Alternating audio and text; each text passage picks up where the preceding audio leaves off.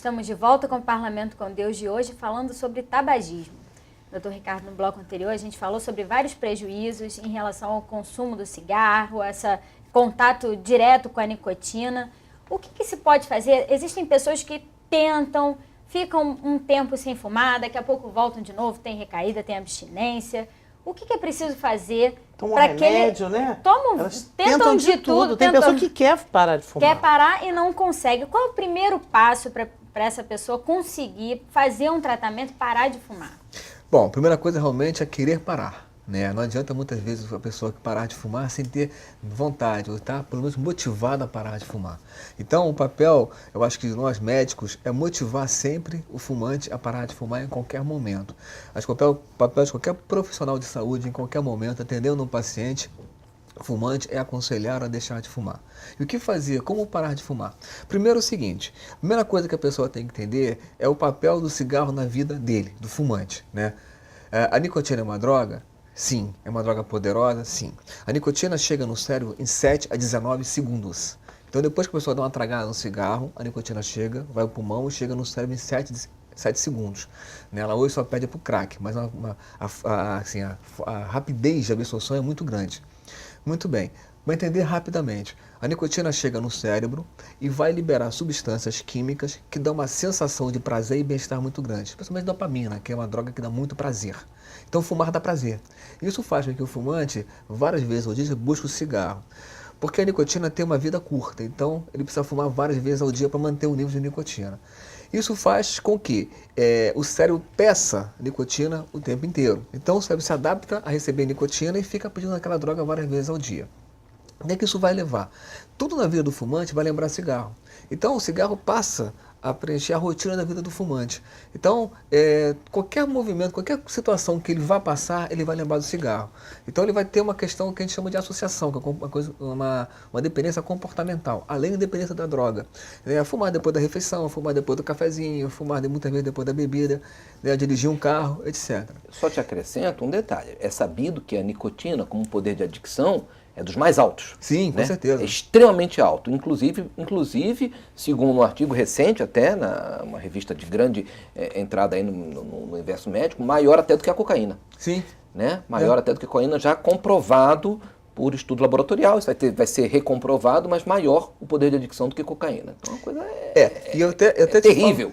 Você conseguir livrar-se disso precisa muito mais do que uma motivação isolada. Eu acho que aí cabe a vocês, gestores, um incremento, um estímulo à indústria farmacêutica, porque as estratégias atuais são basicamente por desensibilização e motivação.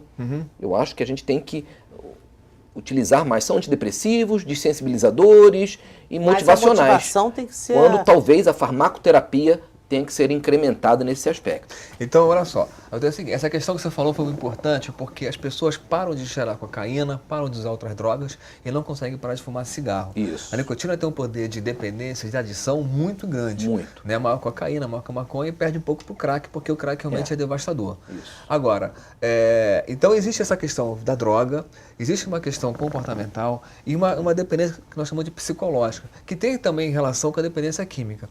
Aquela questão que você falou, o cigarro acalma, todo fumante fala que o cigarro acalma.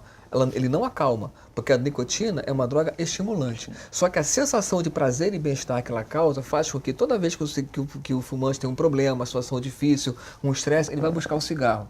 Ele está sozinho e busca o cigarro. O cigarro é a fonte de alívio da tensão. Controla o cigarro a é um companheiro. O cigarro é um companheiro. O cigarro para o fumante é um ser humano que ele convive durante muitos anos, o tempo inteiro. Então, para parar de fumar, diga.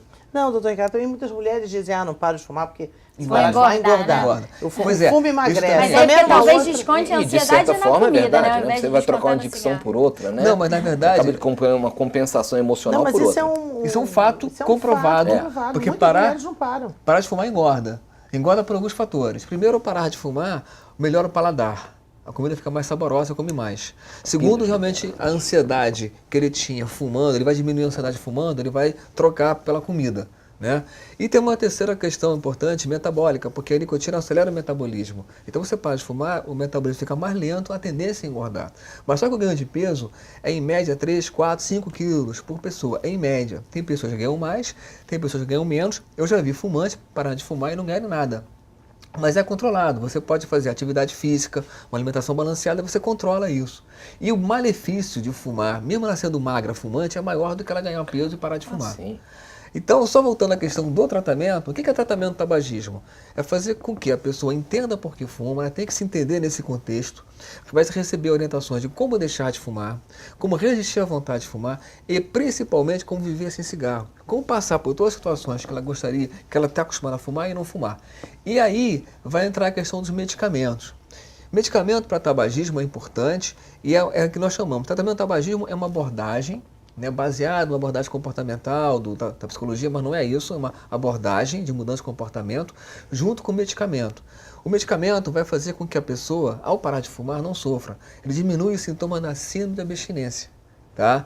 Fazendo com que, naquele primeiro momento, ele possa se fortalecer para poder ser motivado e receber orientações que ele vai estar recebendo pelo médico e pelo profissional de saúde.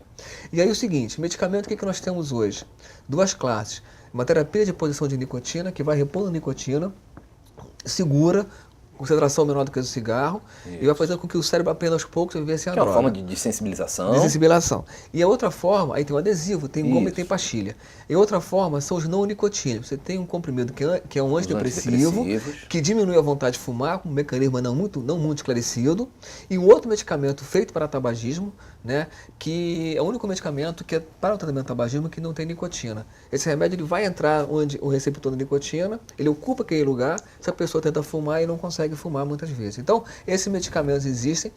Agora, existem realmente muitos estudos da indústria farmacêutica buscando novos medicamentos, e até hoje que é fundamental, que é fundamental, que vai ser a pedra angular do tratamento, porque a questão emocional muitas vezes você não vai conseguir combater, é um tratamento de longo prazo, e já se provou, né, a nossa história aí já vê que ele frustra, né, porque qual é o índice talvez um número mais preciso, qual é o índice de conseguir livrar-se do cigarro? Qual né, assim, os estudos científicos, chegam até a 45%, 45%, né?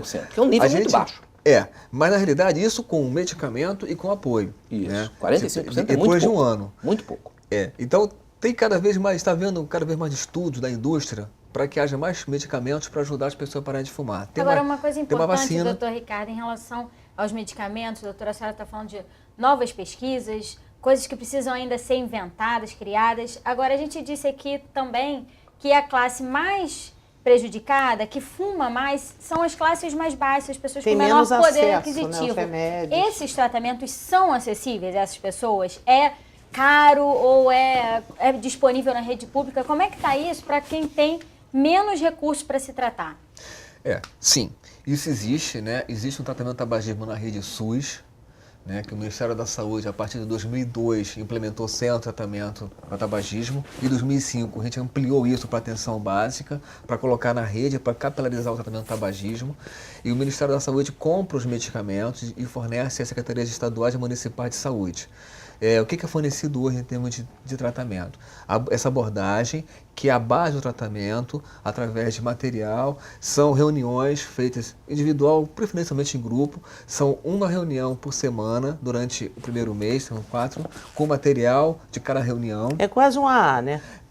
Mas sempre com um profissional jeito, de saúde coordenando. Não é bem no mesmo jeito. Com a AA são eles que tratam, ali é um bate-papo. Ali é um tratamento feito com um profissional de saúde capacitado.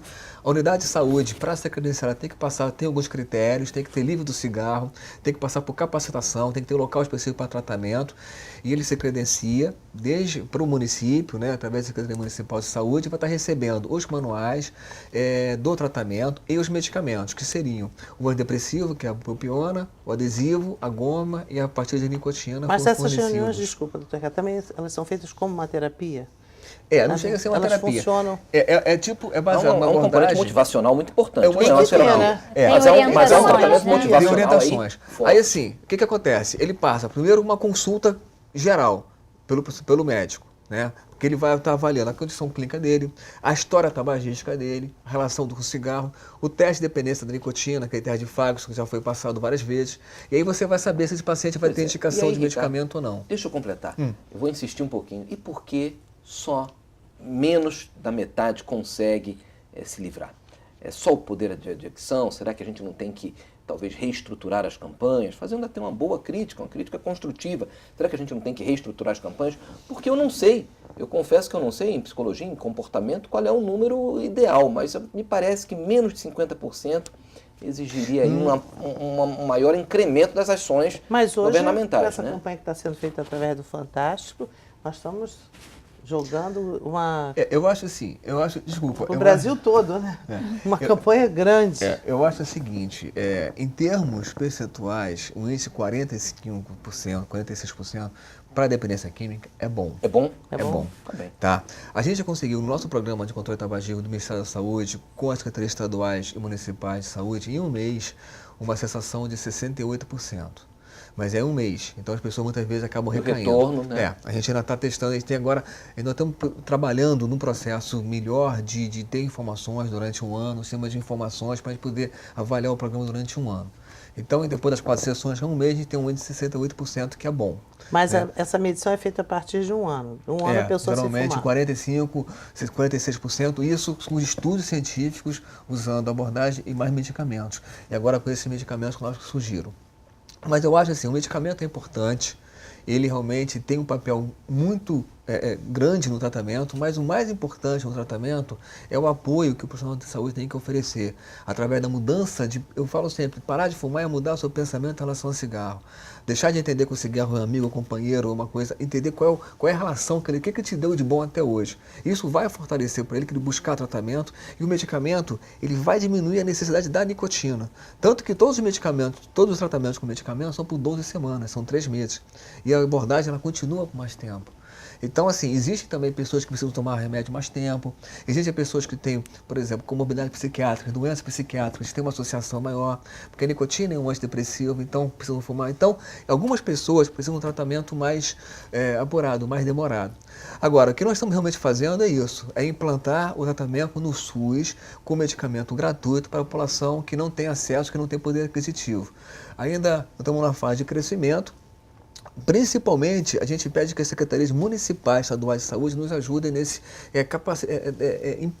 aumentando essa rede, porque cabe ao município. O SUS é municipalista, então a gente tem, o Ministério se programa para atender, mas se as unidades não quiserem atender, fica complicado. Aqui, por exemplo, no estado do Rio de Janeiro, nós temos várias unidades de saúde, vários municípios já com tratamento do tabagismo, não sei de cabeça, infelizmente, mas já existem vários estados e que no município do Rio, mais de 100 unidades de saúde já tem tratamento de tabagismo gratuito. Acho que em rede nacional, como passou essa semana, quando no Fantástico eles mostram o pulmão de um não fumante, o pulmão do fumante, isso choca, né? Eu acho que esse tipo de imagem, ele consegue passar para o fumante o perigo que ele corre, as doenças que ele está exposto. Então, eu acho que, de repente, esse é um tratamento de choque que funciona quando ele percebe que o prazer é tão pequeno em função de todas as doenças que ele pode adquirir ao longo da sua vida com o tabagismo. São ações integradas, são né? ações, são ações que valem a pena serem feitas.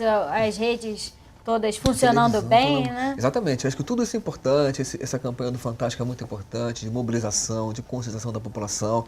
A gente tem que estar junto com a rede pública de saúde para oferecer esse tratamento. E além disso, a conscientização para que as pessoas não comecem a fumar. Só em relação à doença, eu acabei naquela primeira pergunta não respondendo, o tabagismo hoje é responsável por aproximadamente 55 doenças. Não existe um órgão, né, que não seja afetado pelo tabagismo, pela fumaça do tabaco. E aí, só um alerta, a gente fala muito de cigarro, não é só cigarro. Porque 90% do consumo de tabaco é cigarro, mas qualquer derivado do tabaco faz mal à saúde e leva à dependência. O charuto, o cachimbo, né, o cigarro de palha, aquele cigarro de palha, cigarrilha e o narguilé, que é uma nova moda entre os jovens, aquele cachimbo d'água. Aquilo ali já foi comprovado que uma sessão de narguilé, em 1 hora que as pessoas ficam ali, a fumaça que fica no ambiente equivale a de 100 cigarros. Então, é um risco muito grande para todo mundo. E as pessoas, de repente, não prestam tanta atenção, porque o narguilé tem um aroma melhor do que o cigarro, né? Não cria aquele mau hálito que o cigarro cria, então é mais complicado. E é uma porta de entrada para o cigarro. É uma porta de entrada. Então, tudo que é feito pela indústria, as pessoas jovens começam a fumar ali, acham que não precisam, daqui a pouco estão dependentes, porque na iniciação, 60% dos jovens que se iniciam no tabagismo tornam-se dependentes. E a independência é muito complexa. E muitas vezes para deixar de fumar é difícil. Nunca é impossível. Bom, gente, infelizmente nosso programa está acabando. Doutora Suero, muito obrigada pela sua participação mais uma vez. Doutor Ricardo, obrigado por ter vindo à TV Alerj. Deputada, passa para os nossos telespectadores os contatos do programa. parlamentocondeus@alerj.rj.gov.br. E todas as quartas-feiras, no auditório da Alerj, você é o nosso convidado para assistir um culto de adoração a Deus. Mais uma vez, muito obrigada a todos. Se você quiser rever esse programa, basta acessar o nosso site, que é www.tvalerj.tv. TV Alerj, o canal do Povo Fluminense. Até a próxima.